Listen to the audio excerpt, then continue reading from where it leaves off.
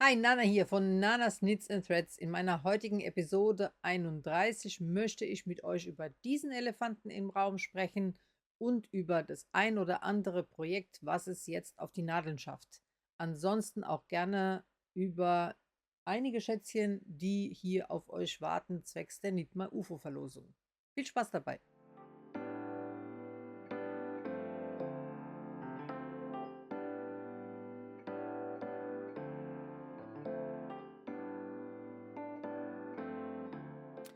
Ja, erst einmal hallo an euch alle da draußen. Ich hoffe, ihr hattet eine gute Zeit. Der Februar ist schon, ja, auf jeden Fall über die Mitte durch. Gott sei Dank. Ich bin froh. Februar gehört nicht zu meinen Lieblingsmonaten, weil er immer so grau in grau ist und so nass. Aber gut, das gehört dazu. Deswegen ist dann halt der kommende Frühling umso schöner und die ersten Sonnenstrahlen, auf die freue ich mich nämlich. Mit den Sonnenstrahlen beziehungsweise mit dem kommenden Frühling verändern sich natürlich auch die Farbgeschmäcker, zumindest bei mir. Man hat dann Lust, endlich mal wieder was Frisches zu stricken, was Helles. Ja, man verfällt dann in so einen Farbenrausch. Die Anschlagerrhythmus hat mich noch nicht gepackt, aber steht kurz davor. Das heißt, trotz zahlreicher UFOs und einiger VIPs, ja, bin ich nicht abgeneigt, das ein oder andere noch also zusätzlich anzuschlagen. Ja. Was gab es denn sonst so bei mir? Ja, mein Schwiegerpapa war jetzt eine Weile da. Der ist jetzt aktuell wieder nach Serbien zurückgereist und ja, war eine schöne Zeit, die wir miteinander hatten. Vor allem hat er auch viel Strickzeit hier gehabt. Er hat Socken gestrickt ohne Ende. Also ich finde es immer faszinierend, wie er mit seinen riesigen Maurerhänden denn die Socken strickt, aber der rockt die runter. Der hat, ich glaube, was waren das jetzt in 4 Wochen? Also er hat locker ein bis zwei Paar in jeder Woche geschafft. Ja, finde ich für Ü80 bemerkenswert. Und er hat da seine Muße, das zu tun. Und das macht er so neben dem TV-Schauen. Da beschäftigt er sich damit. Und ja, soll er machen. Hat er Freude damit gehabt. Ihr werdet später auch ein paar sehen. Bei mir gab es dieses Mal gezwungenermaßen monogames Stricken. Ja, das ist ja total untypisch für mich. Also monogam stricken tue ich eigentlich selten. Es gibt nur zwei Fälle, wo ich es denn tue. In diesem Fall, so wie bei diesem, also wenn ich unbedingt jemandem etwas Gestricktes schenken will und dann schon der Termin bald ansteht, dann zwinge ich mich dazu, auch wirklich monogam an diesem Projekt zu arbeiten.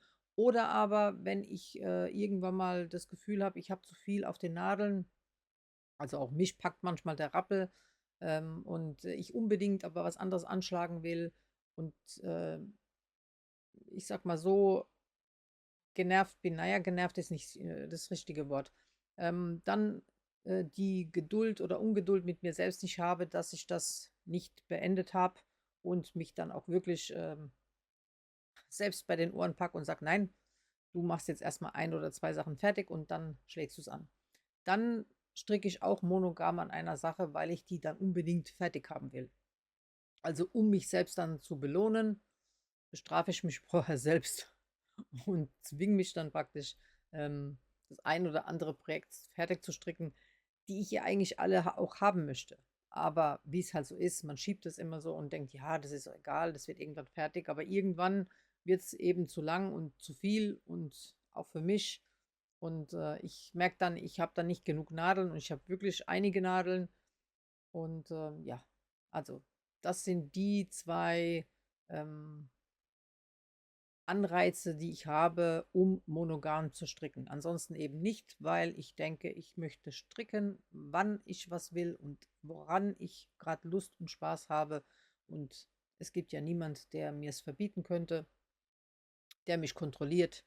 Gott sei Dank muss ich mein Geld damit nicht verdienen.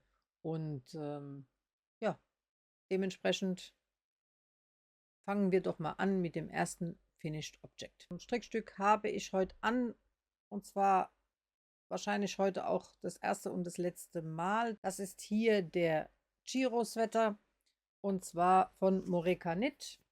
Eine Kaufanleitung auf Ravelry und Moreka Knit ja, geht überall durch die Decke. Also viele Stricker, Podcaster sind begeistert von ihr.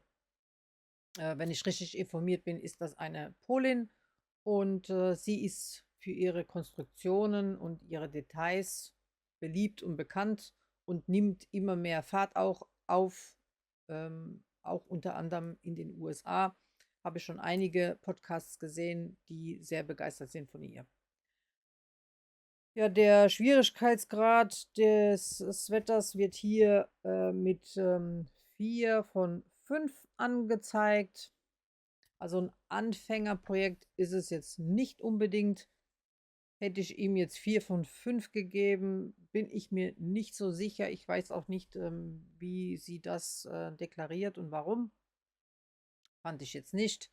Bevor ich euch hier ein Video einblende, wie er denn getragen aussieht, möchte ich was über die Zusammensetzung erzählen. Und zwar gestrickt habe ich meine Version hier aus einem Merino-Garn, einem Non-Superwash-Garn. Das ist ein ungefärbtes Garn, was ich bei Chesterwool gekauft habe, noch in der Corona-Zeit. Das ist ein Garnlieferant, der vor allem viele Handfärber beliefert. Diese Qualität hat so eine, ja, ihr seht schon, eine Verzwirnung, eine bestimmte. Über die rede ich später noch. Und zusammengehalten habe ich das Ganze mit der Swala von BC Garn. Wie ihr seht, ein Flauschgarn. Und zwar ist es in der Zusammensetzung ein Suri Alpaka, die Farbe Natural White. Und wir haben hier 400 Meter auf 50 Gramm. Das Garn ist ein neues Garn, was bei BC Garn neu im Programm ist. Dieses Garn wurde mir zur Verfügung gestellt von Soulwool oder BC Garn. Dazu gehört, also das ist Tochterfirma von denen. Und ich durfte das Garn testen, habe es in verschiedenen Farben, unter anderem in diesem Off-White, durfte testen, wie ich es finde. Es ist auf jeden Fall eine tolle Qualität. Es ist eine flauschige Qualität, also schön weich. Also Flauschgarn fusselt ja gerne. Das tut es auch, aber nicht so extrem wie manch anderes. Es hat einen, ich halte es mal in die Kamera, da kann man es ein bisschen sehen. Es hat einen relativ kurzen Halo, also die Flauschfasern stehen nicht so lang ab. Ich finde gerade für Menschen, die empfindlich auf Flausch- oder Mohairgarne sind, die könnten die Swala gut vertragen. Ich meine sogar, bewegtes Christinchen hätte gesagt, sie hätte das zum Testen bekommen und da bin ich mal gespannt, weil sie ist ja Alpaka empfindlich, wie sie es empfindet. Also ich würde sogar behaupten, dass das für die Empfindlichen zu vertragen wäre. Ich habe schon das ein oder andere Alpaka-Garn ebenfalls gespürt, obwohl ich ja eigentlich, was das angeht, hart im Nehmen bin, aber ich verstehe, wenn jemand sagt, es bitzelt. Hier in dem Fall bin ich mir sicher, das tut es nicht. Wie gesagt, 400 Meter auf 50 Gramm, das bedeutet bei einem Verkaufspreis von Pi mal Daumen 15 Euro habt ihr doppelt so viel auf dem Knäuel als wie auf dem handelsüblichen Mohairgarn. Ich rede vom Fabrikgarn. Die Handfärber haben ja doppelt so viel auf ihrem Strang. Das bedeutet, auch da hättet ihr praktisch genauso viel Meter wie bei den Handfärbern im Flausch. Mit 15 Euro werdet ihr da immer noch günstiger. Preis-Leistung ist also meiner Meinung nach super. Wäsche steht Handwäsche, made in Peru. Soulwool ist ja bekannt für deren Zertifikate Tierwohl und was man da so garntechnisch und ethisch beachten kann. Lest gerne bei denen auf der Seite genau nach. Also ich kann das jetzt nicht genau wiedergeben. Ich weiß aber, dass die sich sehr bemühen, da nicht nur gutes Garn zu liefern, sondern halt eben für alle möglichst ethisch korrekt. Also Tierwohl und auch, dass die Menschen ihr Produkt einigermaßen gut verkaufen und zu einem guten Preis und zu einem fairen Preis. Ja, zur Anleitung selbst. Der Sweater hat hier Schlitze und ebenfalls am Körperschlitze. Da blende ich euch jetzt hier das Video ein. Ich habe für meine Version die Größe M habe ich gestrickt mit 4 Millimetern. Habe ich 3 Knäuel von der Swala gebraucht und ebenfalls 3 Stränge von dem Merino-Garn. Wie gesagt, ein Non-Superwash-Garn. Das waren ebenfalls 3 mal 400 Meter. Hier steht 10 Pfund und 90. Also ich weiß jetzt nicht, was der Pfund ist, aber sagen wir mal, das wären jetzt 10 Euro, also 30 Euro das Merino und 45 Euro dann die Swala. Da wäre ich dann bei 75 Euro. Ich finde, für die Qualität des Wetters ist das absolut top.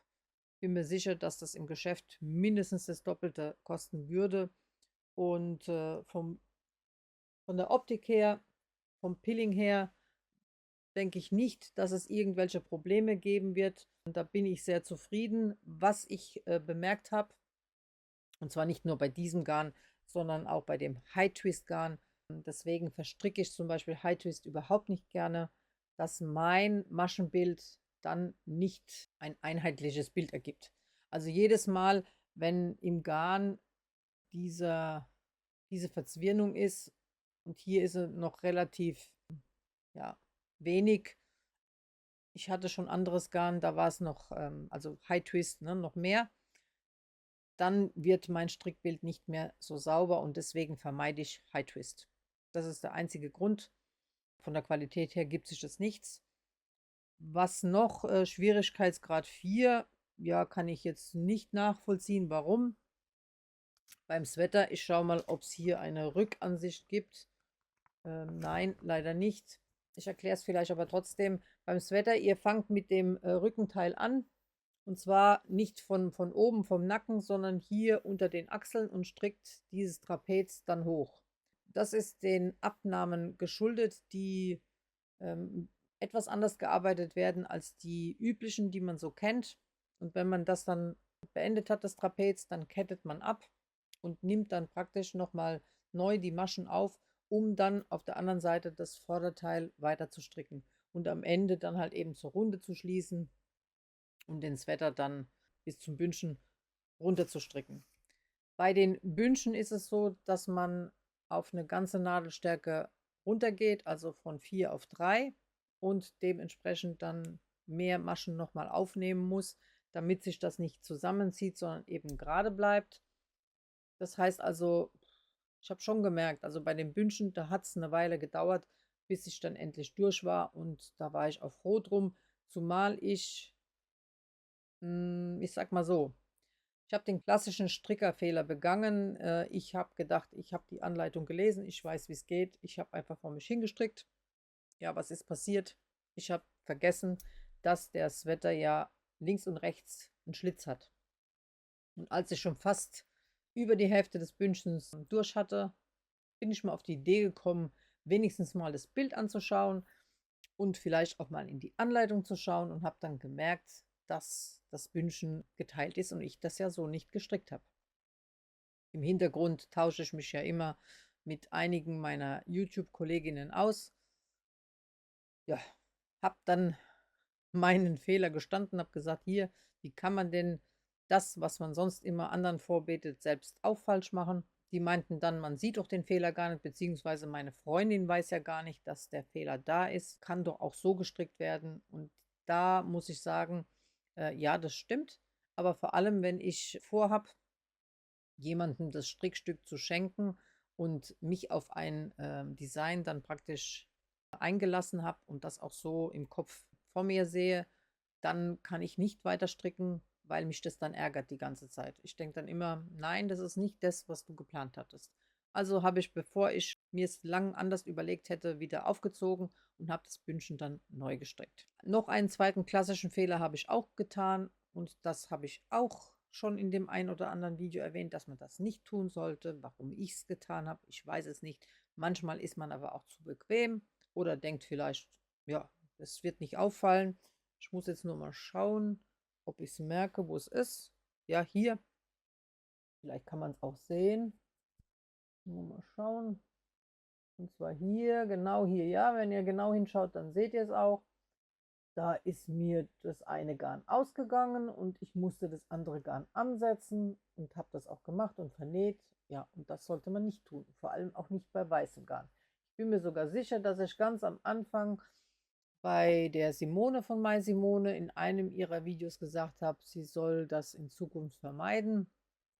Deswegen erwähne ich es jetzt auch hier nochmal. Vor allem helle Garne oder weiße Garne zeigen das deutlich, also nicht im Körper in der Mitte oder am Ärmel in der Mitte das Garn neu ansetzen. Die paar Meter werden euch jetzt auch nicht retten, die ihr da abschneidet. Also ihr schneidet ja nicht viel ab, vielleicht einen halben Meter oder so. Also hätte ich am Unterarm das angesetzt, dann würde es ja niemandem auffallen. So fällt es jetzt auch nicht so arg auf, aber ich weiß es und das ärgert mich. Und wenn man aber Pech hat und gerade bei luftig leichten Sachen oder bei Sommersachen fällt es sehr auf, wenn das eben an den Armen oder am Körper ist und dann auch noch irgendwie Sonne dran kommt oder scheint. Also das solltet ihr vermeiden. Das waren die zwei Fehler, die ich jetzt hier am Pullover gemacht habe. Das Garn ist weich, es ist warm, es ist aber nicht heiß. Also ich würde behaupten, oder ich bin mir ziemlich sicher, hätte ich die Kombination mit Mohair gestrickt, wäre mir weitaus wärmer. Also Mohair ist feiner. Also das müsst ihr mal bei der Maschenprobe auf jeden Fall beachten. Dieses Garn ist, Suri ist allgemein nicht so fein wie Mohair. Mohair ist dünner, aber schaut einfach bei eurer Maschenprobe, ob es passt. Aber Mohair wärmt noch mal mehr als wie die Suri. Ja. Zu dem Thema, warum denn überhaupt gerne Flausch verstrickt wird. Ihr dürft nicht vergessen, dass man mit Flausch dem Pullover Gewicht entnimmt, aber gleichzeitig Wärme gibt. So ein Flauschgarn ist ja kein Fingering-Garn, es ist ein Lace-Garn. Das heißt also, es hat mit viel weniger Gewicht die gleichen Meter als wie euer Sockengarnstärke Garn, also euer Fingering-Garn. Gleichzeitig also nimmt es euch ein Viertel weg vom ganzen Pullover, gibt euch aber definitiv mehr Wärme dazu.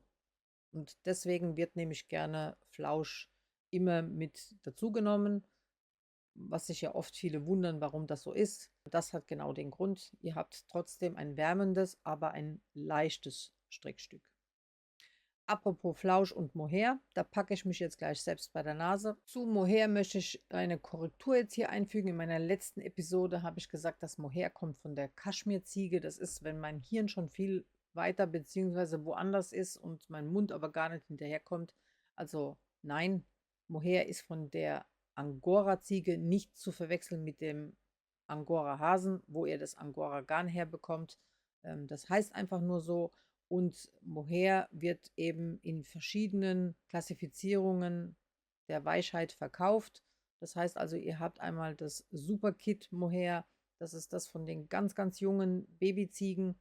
Dann habt ihr das Kit Mohair, also von den jüngeren Ziegen immer noch. Und dann das Mohair, ja, einfach von den Ziegen, um nicht alten Ziegen zu sagen.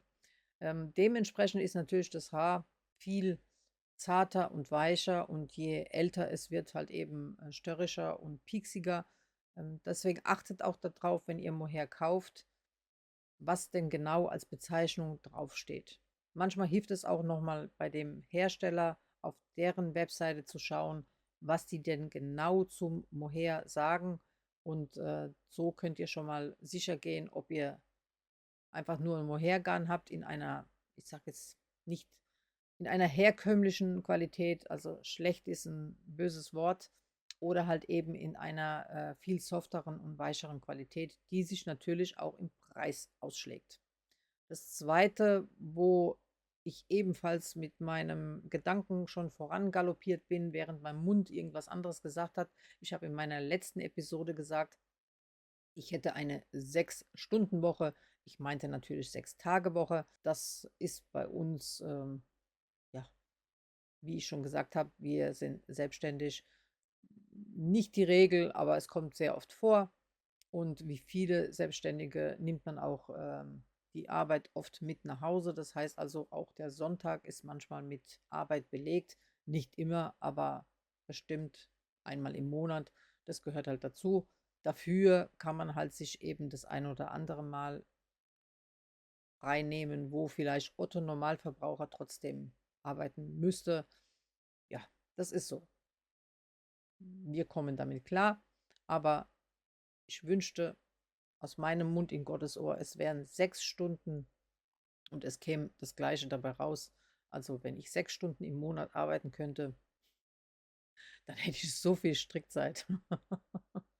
Ja, ich will mich aber nicht beschweren. Die nehme ich mir trotzdem. Ja, sonst gibt es zu diesem Sweater eigentlich nicht mehr viel zu sagen. Das ist ein Geschenk für meine Freundin zu ihrem runden Geburtstag. Den hatte sie schon, den haben wir gefeiert. Ich bin nicht pünktlich fertig geworden, das macht aber nichts. Sie bekommt den Sweater morgen. Heute ist Samstag, wenn ich hier drehe, und morgen treffen wir uns zum Strickkino in Mannheim, was die liebe Helena von Irida Design mit dem Mannheimer Plankenkino ein paar Mal im Jahr organisiert. Finde ich cool. Ich bin nicht so der Strickkinogänger, also eigentlich tatsächlich war ich noch bei keinem Strickkino, aber morgen habe ich beschlossen hinzugehen aus zwei Gründen. Zum einen einmal meiner Freundin, die nämlich aus Ludwigshafen kommt, das ist ja gleich neben Mannheim, zeigen, dass es doch auch in der Stadt solche Treffen zu finden gibt, denn ich habe sie so langsam ans Stricken herangeführt und um einfach Unterstützung zu zeigen, in dem Fall eben Helena von Irida Design. Ich finde, so wie es reinruft, so sollte es auch rausschallen. Also sprich, wenn man sich gegenseitig unterstützt, ja, dann bricht es keinem die Zacke aus der Krone. So habe ich 2 Fliegen mit einer Klappe geschlagen und hoffe, die ein oder andere von euch da morgen zu treffen und werde dann auf jeden Fall dieses Schätzchen an meine Freundin übergeben und drückt mir mal die Daumen, dass es ihr gefällt und vor allem, dass es ihr passt. Also, aber sie hat meine Statur, deswegen bin ich guter Dinge. Trotzdem habe ich sie gebeten, ehrlich zu sein. Ich finde, es hilft mir nicht viel, wenn sie den Sweater einfach in den Schrank verpackt und sich dann mental drüber freut, aber ihn nicht trägt. Deswegen, auch wenn er hier oder da noch nicht perfekt wäre, würde ich mir lieber die Arbeit jetzt machen und da nochmal was dran ändern. Und dann aber guten Gewissens wissen, dass sie lange Zeit Freude dran hat. Und ja, ich habe hier ganz viel Liebe reingestrickt und deswegen würde es mich freuen, wenn sie den auch trägt. Ich hatte angefragt bei Pasquali die Kashmir Lace und ebenfalls das Mohair Bliss. Und die Kashmir Lace hat eine Lauflänge von 170 Meter auf 25 Gramm. Und das Mohair hat die klassische, nee, gar nicht, Lüge, 300 Meter auf 25 Gramm.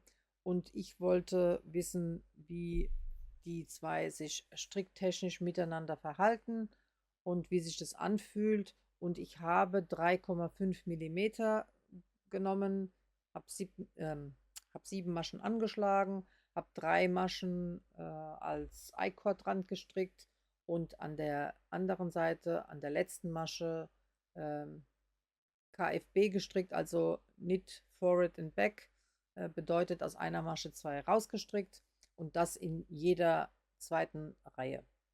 Und dann habe ich das gewogen, bis ich ungefähr in der Mitte war. Und ihr seht, da ist noch was übrig. Das Kaschmir ist halt unheimlich leicht und luftig. Da hat die Waage das halt nicht so genau erfasst, was aber nichts macht. Besser zu viel als zu wenig. Und bin dann eben rückwärts wieder zurück. Und bin auch froh, denn die Zipfel wollte ich gar nicht so lang haben, denn ich wollte das Tuch einfach nur so umschlagen und hinten verknoten. Und wie gesagt, einfach mal testen, wie sich das anfühlt. Vielleicht sieht man es in der Kamera. Na, jetzt am Hin ja genau, hier sieht man es schön am dunklen Hintergrund. Das Mohair hier ist sehr kurzhaarig und das ist ein tolles Merkmal. Vor allem die, die das nicht so mögen beim Mohair, dass da so lange Haare rausstehen. Ich halte jetzt mal das Mohair von Pasquale hoch. Ihr seht, wie kurzhaarig und fein da die Haare sind. Und im Vergleich die Mohair Luxe Lame von Langjans. Da seht ihr, wie viel länger da die Haare sind. Und auch das ist noch ein relativ kurzfloriges. Die Mohairgarne von Drops zum Beispiel, die können sehr haarig sein. Die Haare selber finde ich noch nicht mal das Problem. Das Problem ist meistens das beim Stricken, wie sich das löst und ja, dass man es halt eben überall an sich hat und auch eben in der Luft. Also ich mag ja Flausch. Ich bin ja absoluter, also Mohair ist mein absolutes Lieblingsgarn. Aber ich finde einfach, wenn es denn so subtil und fein ist, dann ist es schon mal eine ganz andere Ansage. Dieses Mohair ist auch super weich. Also ich sehe jetzt hier hinten, doch steht Super Kid Mohair drauf. Also es ist super weich. Es ist ein absoluter Traum. Von der Haarigkeit würde ich es mit Knitting for Olive auf jeden Fall vergleichen. Also von der Länge des Haares. Weil Knitting for Olive auch ein kurzhaariges Mohair ist. Von der Weichheit nicht. Das schlägt es um Breiten. Also ich sage es immer wieder, Knitting for Olive ist die größte Stärke von denen, ist deren Farbpalette. Die ist einfach unumstritten. Und was ich toll finde jetzt, die machen ja auch Werbung, die sortieren ihre Farbgruppen jetzt auch passend für uns Verbraucher. Also wenn ihr wisst, wenn ihr euch getestet habt, welcher Jahreszeitentyp ihr seid, ich bin zum Beispiel der Typ Herbst, dann könnt ihr anhand dieser Typisierung die Farbgruppen bei Knitting for Olive finden und euch anhand der Farbwahl, also die haben das ja vorsortiert, könnt ihr euch eure passenden Farben aussuchen. Das finde ich klasse, da sind die Vorreiter. Das habe ich noch bei keinem anderen Garnhersteller und auch Anbieter gesehen. Aber was die Weichheit angeht und die Qualität, ist das hier auf jeden Fall absolut obere Kategorie. Und außerdem ist ja Pasquale dafür bekannt, dass die auch sich sehr mit Umwelt, Mensch und Tier auseinandersetzen. Also falls ihr dem Paul, so heißt der Kopf von Pasquale, falls ihr ihm nicht auf YouTube folgt, werde ich euch auf jeden Fall unten einen YouTube-Link hineinpacken in die Infobox und schaut euch mal an. Also er informiert auch immer wieder, wie er zu seiner Firma gekommen ist, was ihm wichtig ist, wo er seine Garne herstellen lässt, was die ganzen Zertifikate bedeuten und so weiter und so weiter. Also top und zusammen finde ich es super. Hat ein tolles Maschenbild.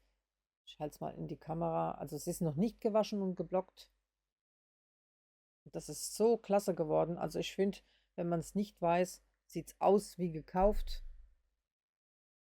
Bin absolut begeistert. Und wie ihr auch jetzt hier sehen könnt, jetzt kann man es gut sehen, die Haare des Mohairs sind wirklich kurz und überhaupt nicht irgendwie langhaarig und ständig in der Luft und im Mund. Also absolut top. Also ich werde hier nicht bezahlt von Pasquale, nicht, dass ihr denkt, ich habe das Garn angefragt, ich habe diese 2 Knoll bekommen von Paul. Vielen Dank an der Stelle nochmal. Wie gesagt, habe gezielt gefragt und gezielt auch diese Garne bekommen und bin begeistert und es fühlt sich super an. Finde sogar, dass man Kaschmir alleine nicht immer nur verstricken sollte und muss. Es ist aber eine Kostenfrage. Deswegen, das hatte ich jetzt auch schon ein paar Mal, man sollte sich überlegen, was genau will ich mit dem Projekt, warum dieses Garn überhaupt verstricken, was soll es denn für mich leisten, denn ja, eine Strickjacke in XXL, da wird man ja arm. Man kann sich ja aber trotzdem überlegen, ob dann halt eben so ein Luxustüchlein nicht was für einen wäre, oder ob man vielleicht eine schöne Mütze haben möchte, Handstulpen. Also diese Garne, die sind leicht, aber wärmen toll, ohne dass man sich eingepackt fühlt wie ein Eisbär. Oder eine schöne Polunder, eine Weste. Also es gibt ja jetzt diese Polunderwesten. Also das kann ich mir sehr gut vorstellen. Wie gesagt, wer es Geld hat, kann sich gerne auch die Strickjacke und den Pullover stricken. Aber ich für mich bin begeistert und denke, dass auch so ein Teilchen seinen Zweck erfüllt. Ja, kann beides nur empfehlen. Ich habe sogar das Gefühl, dass dieses Kaschmir noch ein Ticken weicher ist als das von Cardiff Kaschmir. Aber es ist halt auch im Preis höher. Wie gesagt, Pasquali achtet auf vieles, gerade was halt eben Umwelt und Tier und Mensch angeht. Das alles kostet Geld, die Zertifikate kosten Geld.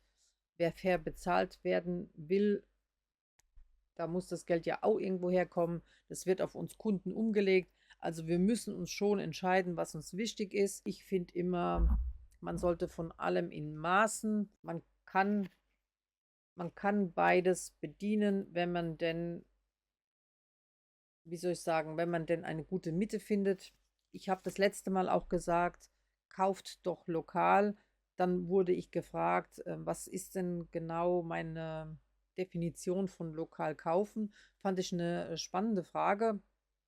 Danke, Steffi, an dieser Stelle. Steffi von Frickelcast hat mich das gefragt. Auch deren Podcast-Link packe ich euch unten in die Infobox. Und dann dachte ich so, ja, genau, also definier doch, was ist lokal. Und lokal ist natürlich für mich immer erstmal die nähere Umgebung, also sprich hier in meiner Stadt oder in der Nachbarstadt, aber auch hier in meinem Land. Ich meinte damit aber auch nicht, dass, also es hat mir niemand eine Negativkritik deswegen gegeben, aber ich möchte an dieser Stelle nochmal nur betonen oder weiterführen. Gemeint ist damit nicht, dass ich verurteile, wenn denn jemand im Internet bestellt oder von mir aus auch Garn aus den Nachbarländern konsumiert. Aber bevor man denn diesen Schritt geht, kann man doch erstmal schauen, gibt es denn irgendwas in meiner Nähe, meiner Umgebung, bei uns in Deutschland, kann ich hier ansässige Betriebe unterstützen und fördern und da gehört halt Pasquali dazu. Ja, ist eine deutsche Firma, hier ansässig, hat auf jeden Fall eine tolle Firmenethik. Das an dieser Stelle. Und ja, ich bin keine Strickpolizei, ich rege hier zum Nachdenken an. Ich lerne hier mit dem Podcast und mit dem ganzen Strickfluencer-Dasein dazu. Also auch ich denke um und ich lerne oder ich sensibilisiere mich auch für gewisse Dinge und überlege auch, welcher Konsum denn überhaupt Sinn macht, was ist denn gerechtfertigt für mich, muss alles sein oder was darf sein? Habe ich mir was dabei gedacht? Wenn ja, was? Wenn nein, warum nicht? Also das sind so die Dinge, mit denen ich mich jetzt immer mehr auseinandersetze. Klar, wenn man einmal in der Materie drin ist, dann lernt man vieles dazu. Finde ich toll.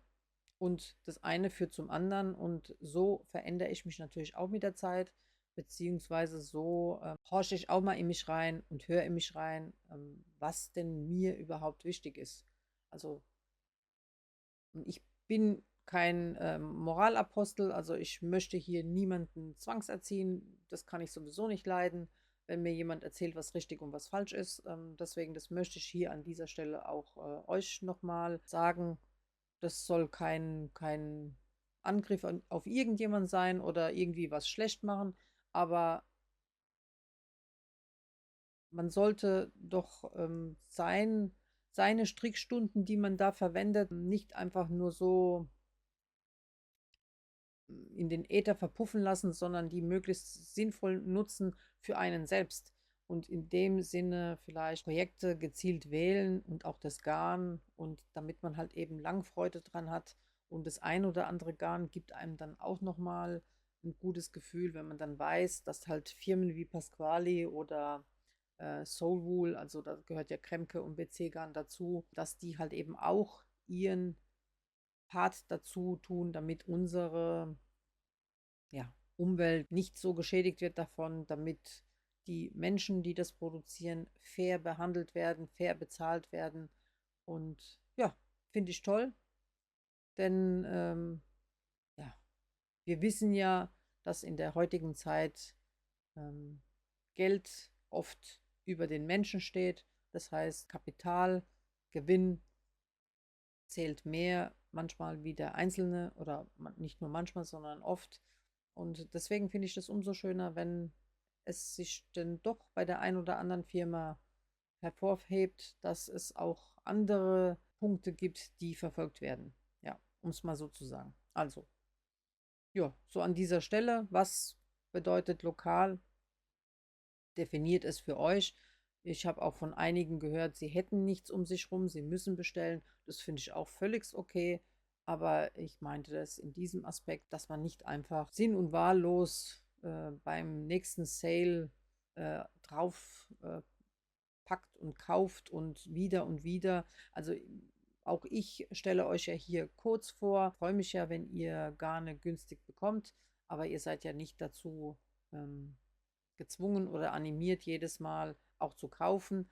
Also das ist eine Dauerwerbesendung und so soll das auch gesehen werden. Ich animiere euch, aber ich möchte nicht, dass ihr unter Druck gesetzt werdet, so viel wie möglich zu kaufen und alles das, was hier in die Kamera gehalten wird, egal ob von mir oder von sonst wem. Also manchmal hilft es auch, eine Nacht drüber zu schlafen und sich zu überlegen, will ich das wirklich? Nicht, dass das immer bei mir klappt, aber ich für mich kann das ja allein entscheiden. Ich möchte hier nochmal nur sagen, ich verdiene an dem nichts, wenn ihr bei den genannten Firmen Produkte kauft.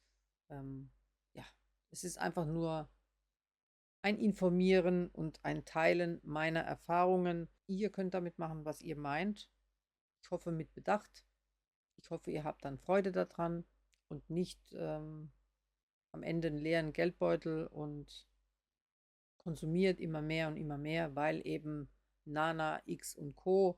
gesagt haben, es muss so viel gekauft werden und ihr seht hier so viel bei uns. Also vergesst nicht, wir machen halt eben Dauerwerbung und viel Garn kommt auch hier kostenfrei rein. Nicht alles, aber wenn es nicht kostenlos ist, beziehungsweise ist es reduziert, damit wir eben vieles testen können und über vieles reden können.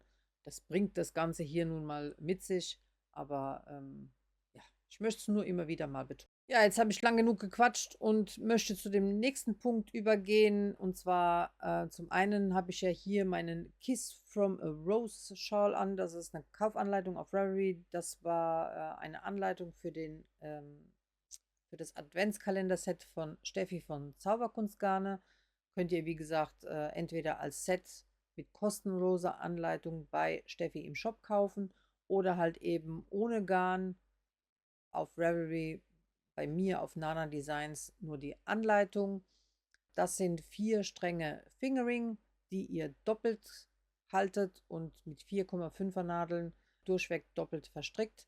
Ihr könnt also auch anderes Garn nehmen, egal welches. Ich in meinem Fall werde Tuch Nummer 2 oder habe schon Tuch Nummer 2 angeschlagen und in dieser Chili-roten Farbe, das ist ein BFL Cash Silk, auch von der Steffi. Da hatte ich drüber geredet. Deswegen rede ich jetzt nicht mehr lang. In meiner Nanakal-Gruppe auf Instagram haben wir gemeinsam beschlossen, dieses Tuch zu stricken. Also wer schon die Anleitung hatte oder ein Garn. Wir sind einige, nicht viele, aber einige. Und dann stricken wir das gemeinsam durch. Den werdet ihr im nächsten Podcast zumindest mal angestrickt sehen. Dann will ich auch demnächst ein Füchslein anstricken. Und zwar, wenn wir schon beim Adventskalendertuch sind, eine der Farben, die Steffi gefärbt hat, wie sie heißen wird, weiß ich jetzt nicht, war auch diese. Das ist eine ganz tolle Färbung. Da müsst ihr bei Steffi auf ihrem Kanal, den verlinke ich unten, oder auf Instagram schauen, wie ich es noch im Kopf habe. Das wird sie zu Ostern auflegen, die Farbe. Also die hat es in den Adventskalender nicht geschafft. Sprich, die wurde ausgetauscht. damit einfach die Farben ein bisschen mehr Spiel haben. Aber ich habe zu Steffi gesagt, die Farbe ist so wunderschön, die würde ich jetzt nicht in der Versenkung verschwinden lassen. Ich sehe da ein Füchslein und zwar mit blauem Flausch. Und da freue ich mich drauf. Das ist jetzt die Baby Suri in der Farbe Ocean. Und ja, was soll ich sagen? Farben 2026. Schwarz und Weiß, also meine Farbpalette. Schwarz und Weiß, Weiß, Cloud Dancer, wie auch immer. Verschiedene Rottöne, Eisblau, sogar meine Nägel. Also da bin ich im Moment total fixiert drauf. Und dann dieses Grün zu dem Blau und das ein oder andere Grau schafft es auch. Natürlich wird wahrscheinlich aus meinem Stash noch die ein oder andere Farbe auch mit dabei sein. Bordeaux-Rot, das ist immer noch Trend. Ein Lila darf nicht fehlen. Auch das ist definitiv diese Farbe noch dabei. Lila und Grün finde ich immer ganz toll. Lila und Rosa sieht auch immer sehr gut aus. Das sind so die Farben, in denen ich mich jetzt dieses Jahr bewegen werde. Und wie ich schon gesagt habe, ich wähle mir immer für jedes Jahr so eine Farbpalette aus, die ich dann grob verfolge. Und das ist jetzt so das für dieses Jahr. Also Füchslein werdet ihr auch bald sehen und das Tuch. Und das im Hintergrund ist ja auch ein Design von mir, und zwar der Spring Break Cardigan in Kurzversion aus dreifädig Mohair gestrickt. Und warum erwähne ich jetzt den? Das zeige ich euch jetzt. Die Firma Kremke hat mir dieses Garn geschickt und ich mache jetzt mal kurz Pause und mache mal die Tüte auf, damit es nicht raschelt. Kremke hat ein ganz neues Mohair-Garn auf den Markt gebracht, und zwar die Kit Cotton. Und ich habe mir diese 4 Farben ausgesucht. Wie ihr seht, wie ich schon gesagt habe, Blau und auch Grün ist definitiv 2026 bei mir dabei. Ich bin kein Blautyp, das habe ich auch schon erwähnt, aber bestimmte Blautöne, und dazu gehören so helle, kein Babyblau, sondern eher so ein Eisblau dazu. Je heller, desto besser. Also nicht je pastelliger, aber je zarter und heller, desto schöner finde ich es. Und in diesem Fall fand ich einfach die Palette toll. Und was ist bei dem Mohair anders? Das Mohair ist, wie der Name schon sagt, eine Zusammensetzung aus Mohair und Baumwolle. Die genaue Prozentzahl, die lese ich euch jetzt mal vor. Beziehungsweise zeige ich euch. So, ihr seht, das sind 65% Mohair und 35% Baumwolle. Wir haben also praktisch den Seidenanteil durch Baumwolle ersetzt. Und das finde ich ganz wunderbar. Also es fühlt sich auch super, super an. Jetzt schauen wir nochmal, wie der Flausch, na, wo ist es? Wie der Flausch im Vergleich ist. Also wenn ihr mal schaut, auch dieser Flausch ist kurzhaarig. Auch er ist nicht so dominant, etwas länger wie, das ist ja schon verstrickt, deswegen ist es dünner. Also etwas länger wie bei Pasquali, aber nicht so viel. Also das ist ein kurzhaariges Mohair, das finde ich schön. Wie gesagt, die Fasern sind etwas länger jetzt wie hier, aber trotzdem immer noch recht kurz. Es ist super zart. Bei Seide habt ihr oft den Fall, dass ihr in der Mitte den Seidenfaden durchschimmern seht. Der ist meistens heller als wie das Mohair. Und hier in dem Fall, ihr könnt es auch beim Grünen sehen, na, es schimmert nichts hell durch. Also es ist komplett durchgefärbt. Das ist der Vorteil. Oft schimpfen die Stricker und sagen, sie mögen nicht, dass der Seidenfaden den Farbton verändert. In dem Fall tut er das nicht. Wir haben hier auch ganz klassisch die Meter wie beim klassischen Mohair, also 210 auf 25 Gramm. Der Preis, ich meine im Kopf hätte ich noch irgendwas auch um die 10 Euro. Das heißt also auch wie die anderen hochpreisigen, also nee, qualitativ hochwertigen Mohairgarne, die sind auch alle um die 10 Euro rum. Also Preis-Leistung stimmt auch hier. Es ist nicht so hoch wie vielleicht von Langjans oder so, die können, oder Ito, können in die 13, 14 Euro Sparte gehen. Natürlich kann man das nicht mit Drops vergleichen, aber Drops und auch Edna zum Beispiel sind von der Haptik her untere Kategorie. Also die würde ich vor allem für Empfindliche nicht empfehlen. Da ist natürlich dann halt das Risiko da. Bei Drops wisst ihr nie, welche Qualität ihr habt, also sprich welches Mohair. Auch wenn die Farben gleich sind, können die Fasern ganz andere sein, weil der Hersteller dann anderer war. Der Lieferant, der Hersteller, wo auch immer. Drops hat verschiedene und das heißt also, auch wenn die Farbe gleich ist, können die Mohairgarne unterschiedlich sein. Die sind von den Fasern her auch nicht immer stabil gleich. Ja, man muss halt wissen, was man möchte. Also sprich, ist es irgendwie ein äh, Kurzprojekt, was eben mal eine Saison getragen wird und vielleicht eine Strickjacke, dann kann man natürlich auch Drops nehmen. Habe ich auch. Ich habe genug noch da. Oder aber möchte man das auf der Haut tragen und vielleicht über Jahre, dann würde ich auf jeden Fall zu so einem hochwertigen Mohair greifen. Lieber stricke ich ein Projekt weniger und habe dann aber auch eins, was ich viel länger tragen kann über die Jahre, als wie halt eben dann die Masse und kann dann die Sachen nicht tragen. Also ich höre ja zu. Also viele von euch ja, jammern deswegen, also das meine ich jetzt nicht negativ, dass eben Mohair zwickt und zwackt, aber nicht alle Mohaire sind gleich, betone ich immer wieder.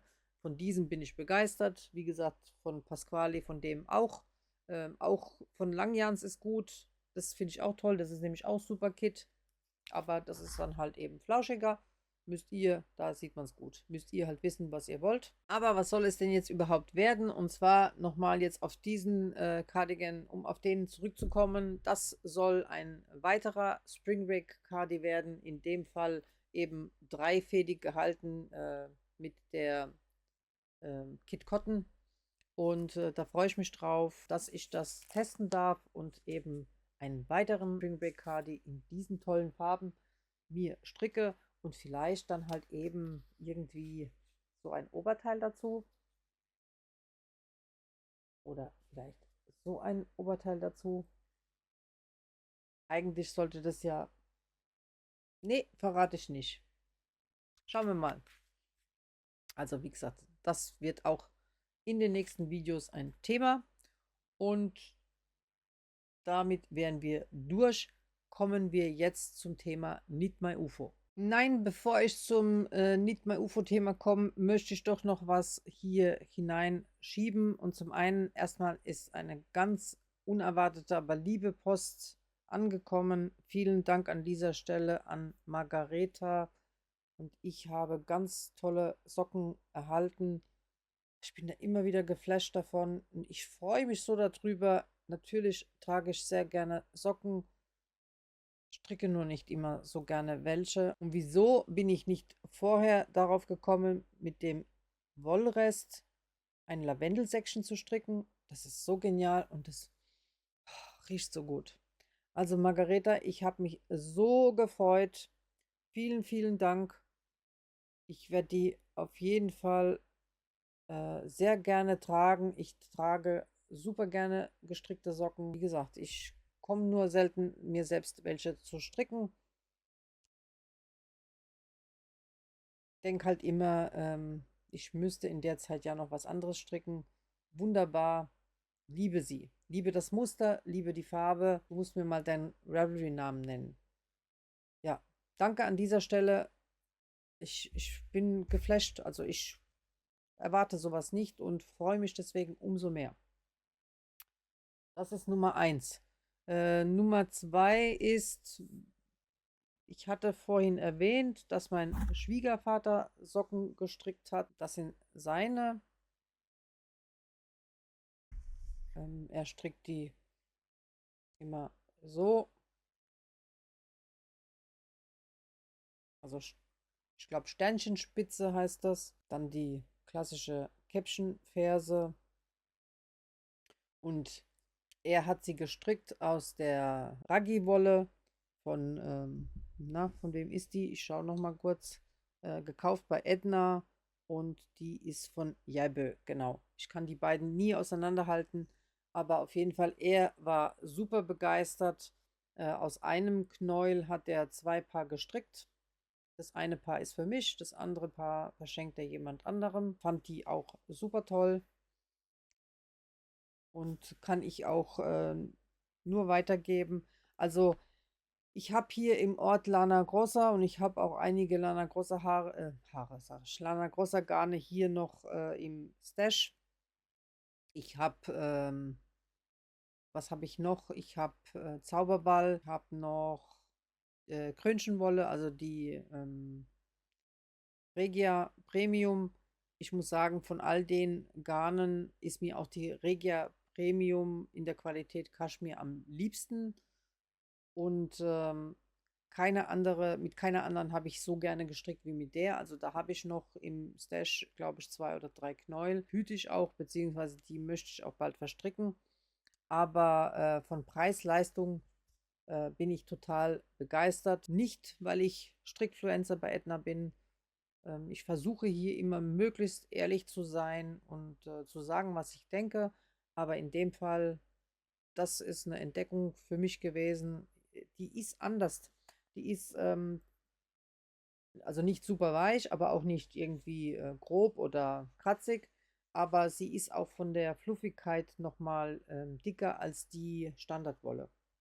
Und das mag ich so an der. Und dann lässt sie sich natürlich super verstricken. Die sind jetzt noch ungeblockt, muss ich noch machen.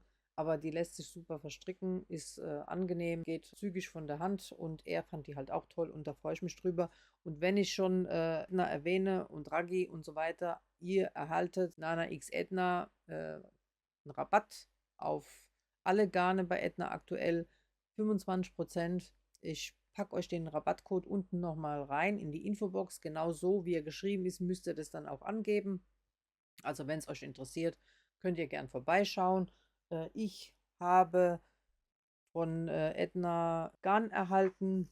Und zwar habe ich mir diese Anleitung herausgesucht. Die haben nämlich neue Frühjahrskollektionen herausgebracht. Auf deren Webseite könnt ihr ganz viele Anleitungen kostenlos downloaden oder euch für einen kleinen Obolus eben drucken lassen. Müsst ihr nicht, könnt ihr wie gesagt digital kostenlos erhalten. Und ich stricke das aus der Alpaka Silke in der für mich relativ untypischen Farbe dunkelbraun.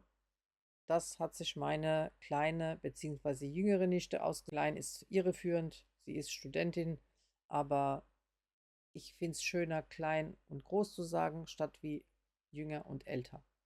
Das ist meine Meinung.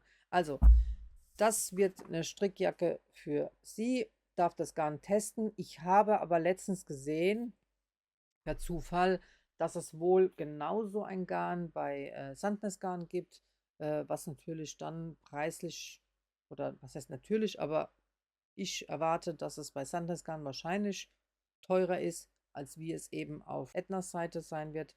Und wenn es euch interessiert, schaut mal vorbei. Ganz genau habe ich sie nicht miteinander verglichen, aber das hat für mich so ausgesehen, als ob. Dann könnt ihr ja jetzt aktuell bei Edna das Garn nochmal günstiger kaufen. Also wie gesagt, nochmal reduziert um 25%, wenn ihr es möchtet.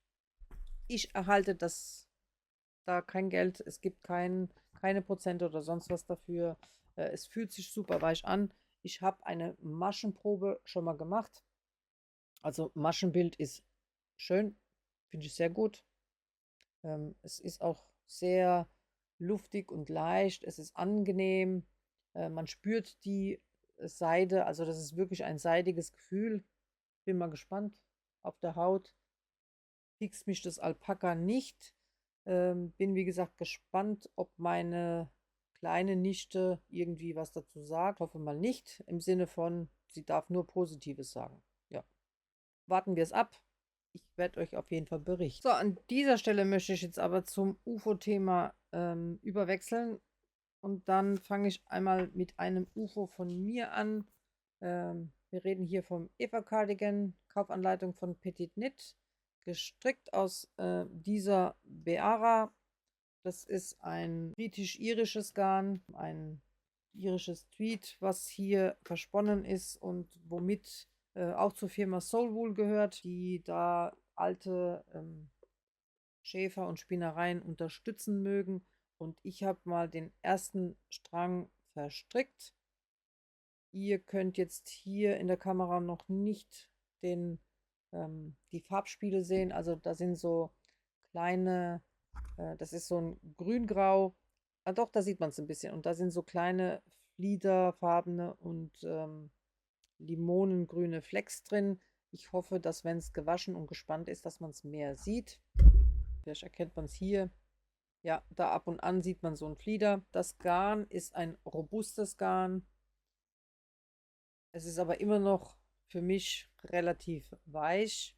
Wie gesagt, ich weiß nicht, wie es nach dem Waschen sich verhalten wird. Darauf bin ich sehr gespannt. Was ich aber sagen kann, ist, es ist für die Hände anstrengend. Also ich bereue es nicht, das Garn zu stricken, aber ich merke es in den Händen. Also ich kann nicht monogam an der Strickjacke stricken. Ich muss die Hände entspannen. Das Garn ist schon, es ist halt, es ist nicht so soft und flexibel wie manch anderes Garn. Das spürt man schon beim Stricken und deswegen, das strengt dann an und dann muss ich was anderes machen.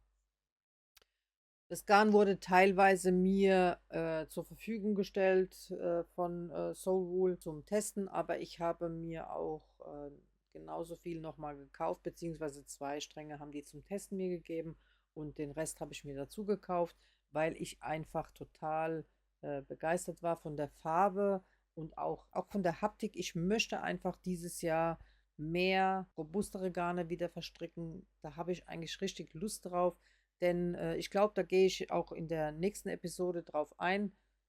Da habe ich mit Christine von Bewegtes Christinchen hin und her geschrieben, die auch auf den Geschmack gekommen ist.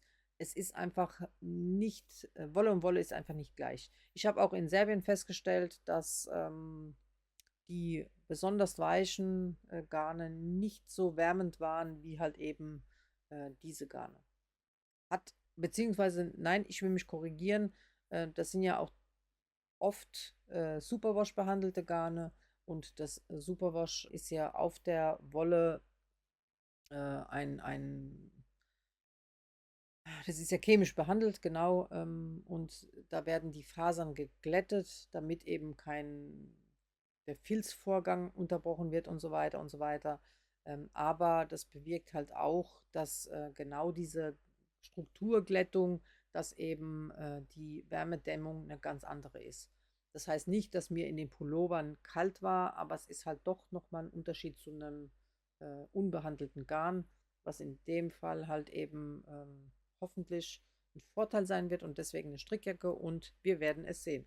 Aber definitiv ist es auch ein Ziel in 2026, dass ich mich mit verschiedenen robusteren Garnen beschäftigen werde, mit griffigeren Garnen. Robust klingt immer so hart, das meine ich nicht, aber mit griffigeren Garnen.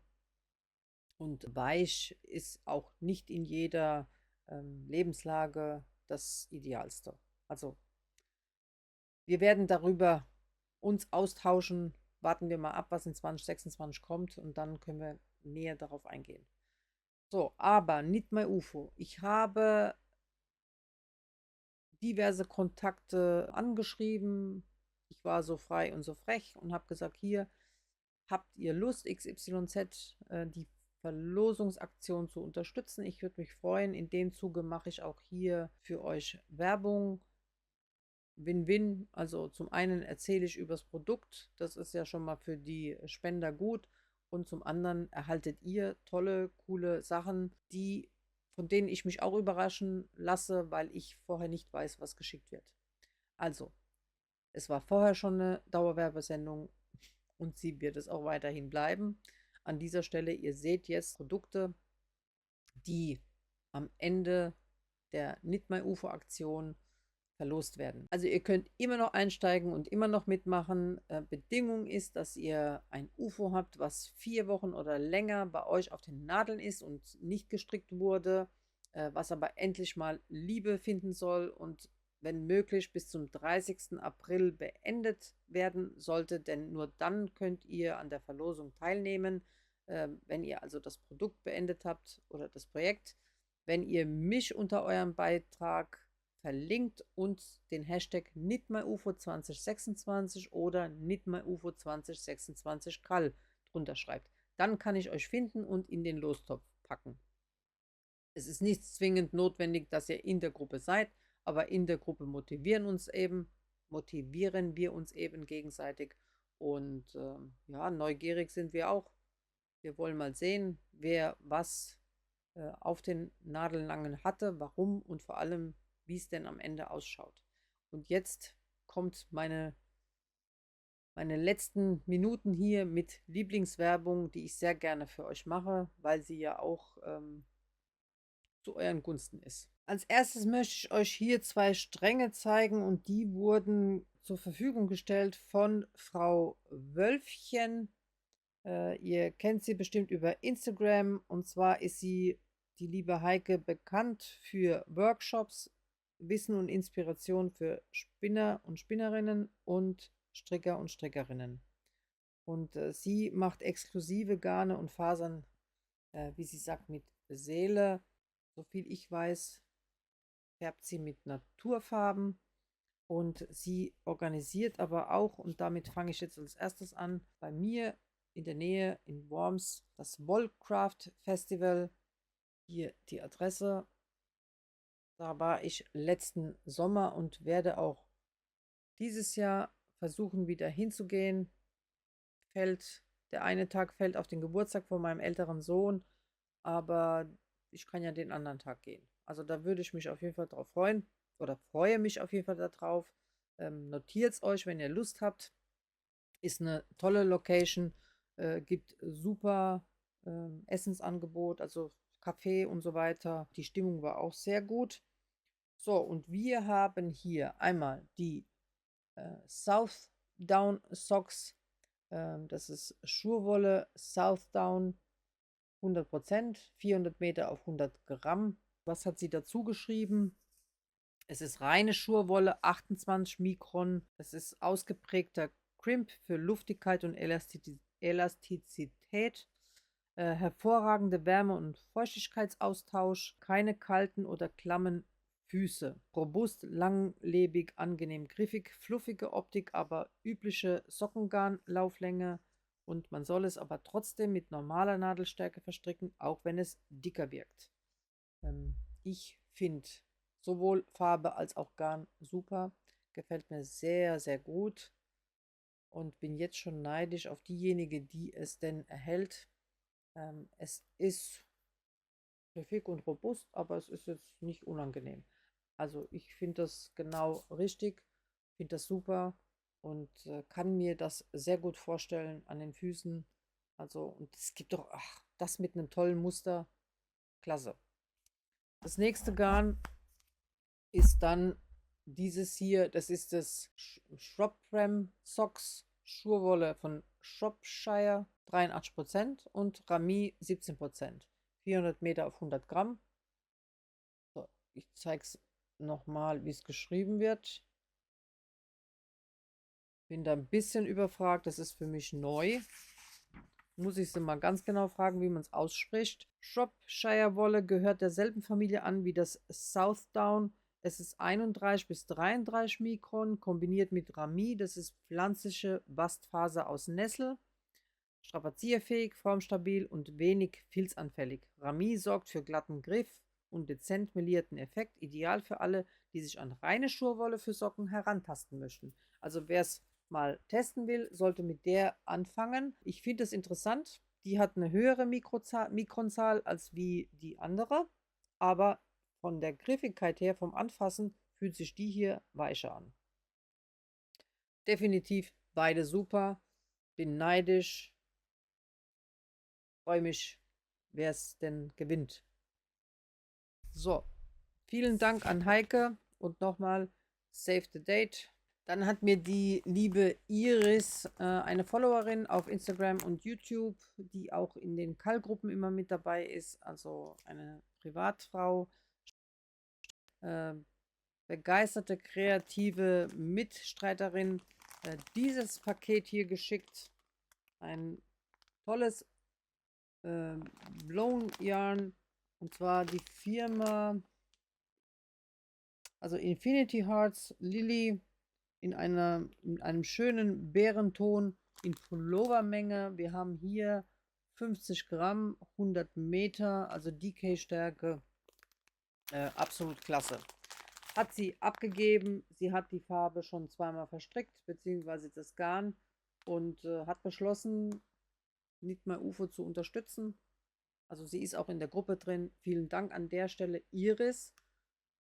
Super, super, super. Ja, ist nicht selbstverständlich, finde ich aber immer wieder schön, wie die Leute aus der Gruppe auch nochmal was beisteuern wollen und können.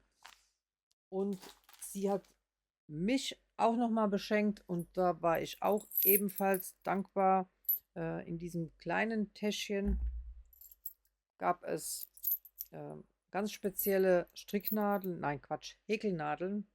Und zwar gibt es hier die Köpfe, die Halterung. Ist das nicht genial? Also, da war ich total baff, als das angekommen ist. Ich kann also oben immer austauschen, welche Nadelstärke ich brauche. Quatsch, so rum. Da muss dann einfach der andere Kopf rangesteckt oder geschraubt werden. Also, vielen, vielen Dank. Ich fasse es manchmal nicht, auf welche Art und Weise ihr mich unterstützt. Das werde ich in Ehren halten. Das ist ja ein absolutes Unikat. Sowas findet man nicht. Und danke, Iris. Das weißt du. Mein Herz bummert. Vielen, vielen Dank. Die nächste, die mich hier unterstützt, ist die liebe Renate, die das Backnanger Wollfest ausrichtet. Hier, das nächste findet statt im Oktober am 24. und am 25.10. Auf jeden Fall ein Besuch wert. Schaut vorbei. Und Renate hat auch einen Wollladen. Und zwar ist sie schickt Grüße aus Weissach im Tal. Und ihr Wollladen ist das Wollfugium. Hier nochmal die Adresse. Ihr findet sie auch auf Instagram und im Internet. Schaut gerne vorbei, wenn ihr in der Nähe seid. Herzliche Grüße zurück, Renate. Und da habe ich mich super gefreut, denn sie hat einiges geschickt. Zum einen diesen Sockenknäuel, Weltrekord, Buli Hack, Sockenwolle, vierfach. Ich glaube, ich hätte auch ein Buch beim Fresh Verlag gesehen, was sich mit diesem Thema beschäftigt. Ihr wisst vielleicht mehr wie ich. Auf jeden Fall eine ganz tolle Färbung. Wenn es einen Anlass gibt zu einem Weltrekord, hier könnt ihr mitmachen. Das ist Nummer 1. Dann hat sie hier ein ganz tolles Merino Extra Fein von Atelier Citron geschickt. Das ist ein so schönes, feines Garn, sehe ich als Tuch. Ganz, ganz, ganz große Klasse.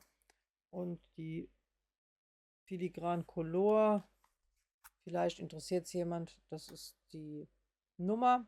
Dann hat sie von The Yarn Specialist dieses Garn, ein Jackgarn, mitgeschickt.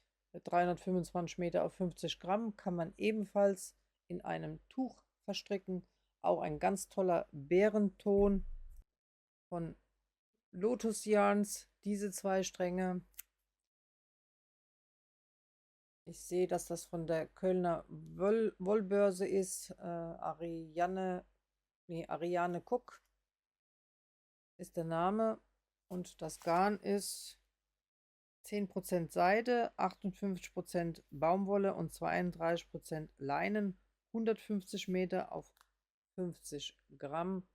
Schöne Farbe. Von der gleichen Firma einmal diese Nadeln in Kombination mit diesen zwei Mohair Garnen. Einmal mit einem Stellaris mit drin, in so einem schönen Flieder, Pastellrosa. Da haben wir hier Kit-Mohair mit Merino, mit Nylon und Polyester. Lauflänge 250 Meter auf 25 Gramm, also insgesamt 500 Meter. Und die Nadeln dazu, also Renate war sehr, sehr großzügig. Dann gab es einmal diese 2 Döschen, die muss ich noch befüllen. Auch die hat sie mir zur Verfügung gestellt. Braucht man immer. Und dann hat sie ein super weiches Jack, auch von Atelier Citron. 70% Schurwolle und 30% Jack. 16 Mikron, ist absolut super. Hat sie mit Mützenanleitung zur Verfügung gestellt. Und last but not least, sorry fürs Knistern, muss jetzt mal kurz sein, auch von Lotus Yarns, Kölner Wollbörse, aber von Renate zur Verfügung gestellt.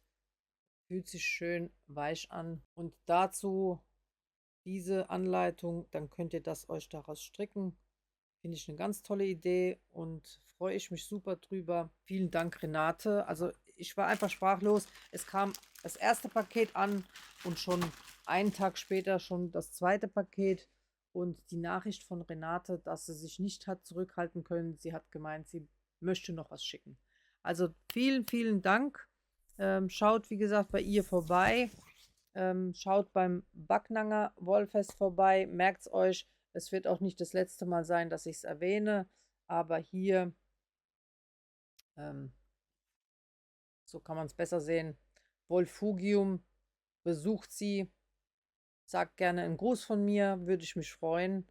Und danke dir, Renate, für deine liebe Unterstützung. 2 weitere Sachen kamen noch an, über die ich mich sehr freue. Einmal auch von Peacock Garn, von der lieben Steffi. Sie hat noch eine Projekttasche dazugelegt. Das Garn und die Projekttasche passen farblich perfekt zusammen. Und ihr habt in der Projekttasche sogar noch eine Nadelgarage für die Sockennadeln. Also klasse. Das ist eine super Idee. Finde ich klasse. Vielen Dank, Steffi, an der Stelle. Schaut auch bei ihr gerne vorbei. Sie hat eine Webseite, auch auf Instagram. Und wer sich meine letzten Folgen angeschaut hat, ich habe das Grinch Sock Set von ihr gehabt. Habe diese super, in der letzten Folge habe ich es gezeigt, mit Schleife, von wem waren die Anleitungen, weiß ich jetzt nicht mehr genau, gestrickt. Super Qualität, habe ich mich sehr gefreut. Ich mag diese Farben auch. Simone von My Simone hat auch in ihrer aktuellen letzten Folge ebenfalls was von ihr gestrickt. Schaut mal rüber. Also danke, Steffi, an der Stelle auch an dich. Ja, und last but not least hat die liebe Marita Hüttner mir diese 2 Döschen für euch geschickt. Ich habe schon mal reingelinst und ich weiß ja, was sie Tolles fabriziert.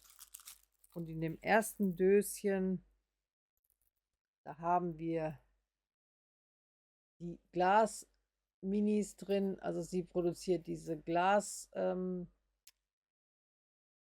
Maschenmarkierer. Und das sind Honigbienchen. Ist das nicht süß?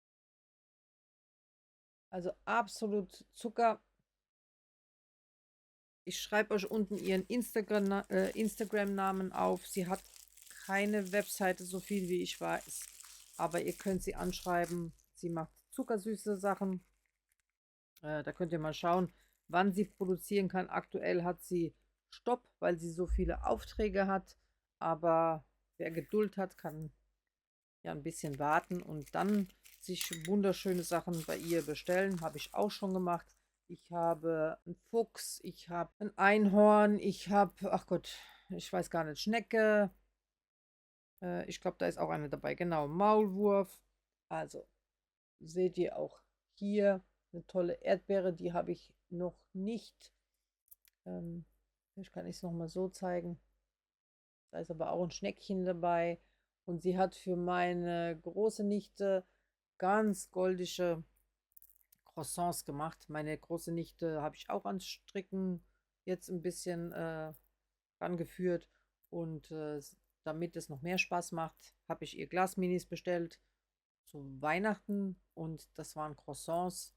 Sie hat einen französischen Mann und sie liebt Croissants und alles und das Thema drumherum. Und ja, Marita hat's gerockt, sowohl mit denen als auch mit den anderen. Also schaut auch bei ihr vorbei. Und vielen Dank an dieser Stelle. Ja, ich freue mich für diejenige, die dieses Set oder das andere gewinnt. Und ja, für dieses Mal wären wir jetzt durch. Nein, Lüge. Das zeige ich euch aber das nächste Mal ausführlicher. Denn der Bresch Verlag hat ebenfalls fürs Need My UFO was gespendet. Und zwar dieses Buch. Einmal eins für mich und einmal eins für die Verlosung. Aber da möchte ich nochmal in Ruhe reinschauen und euch das ausgiebig vorstellen. Ich zeige euch jetzt mal nur einen kurzen Ausschnitt, ohne was zu spoilern. Ich muss mal was drüber legen. So. Und da sind dann solche Frühlingsstrickereien drin. Da bin ich ganz begeistert. Ich mag einfach neue Ideen, neue Sachen ausprobieren und mir gefällt es einfach. Und deswegen möchte ich das Buch auch wirklich ausgiebig vorstellen und nicht jetzt einfach nur hopp hopp. Das seht ihr dann jetzt in der nächsten Folge, die dann bald kommt. Wundert euch nicht, wenn jetzt die Folgen, die nächsten Episoden Schlag auf Schlag kommen. Ich habe zu viel zu erzählen und es muss wirklich mal auf den neuesten Stand gebracht werden. Deswegen nicht, weil mich jetzt plötzlich der Größenwahn gepackt hat, aber jetzt habe ich gerade Ruhe und Muße, relativ männerfreien Haushalt und da kann ich mich dem widmen und das möchte ich ausnutzen. Also, die Folge kommt jetzt hoffentlich bald raus und die nächste dann zeitnah hinterher. Und dann beschäftigen wir uns mit dem Buch und mit einigen anderen und hoffentlich mit dem ein oder anderen Projekt, was schon auf den Nadeln ist. Danke für eure Geduld und fürs Zuschauen und bis bald. Tschüss!